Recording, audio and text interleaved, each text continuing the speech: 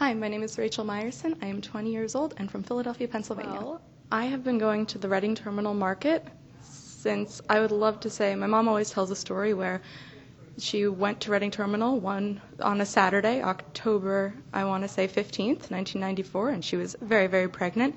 And the following Saturday, she came back with her baby. So I have been going to Reading Terminal Market since before I was born, when I was born, week after. It was a wonderful family tradition where every Saturday we would go to Reading Terminal and I would eat whatever my parents bought for themselves, because when I was little you could never finish anything, so what's the point of buying your child a full meal when they can just pick off of yours?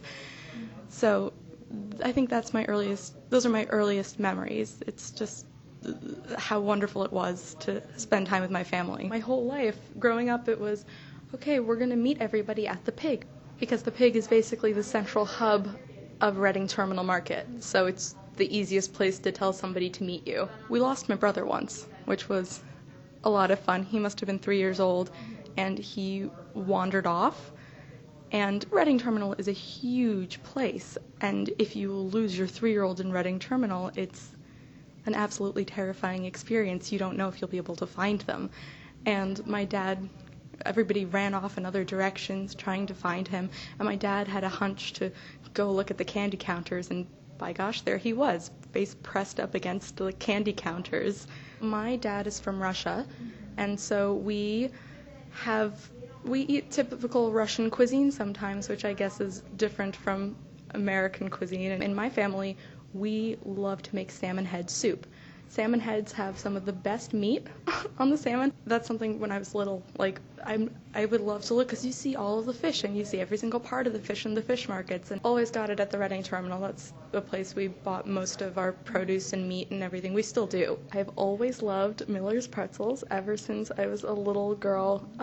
It's always been a treat that I would get at the market, or if I was really good, I would get a cupcake from Termini with the colorful sprinkles. The pretzel always with the fake artificial cheese dip, because, come on, that's sort of what you have to do. But yeah, I've loved them. Amish make good pretzels. What always draws me back is that even though restaurants change and ownership changes, there are always constants. There are places that have been there and have been there for the past 20 years that we know the people who own these stores, we know the people who make the food, and they really become a second family to you. And you build these relationships with, we're good friends with the Dinick family, with Dinick's, the roast pork sandwiches and everything. And my parents watched their kids grow up, and then they watched me grow up and my brother grow up. And it's wonderful to have these relationships and these traditions.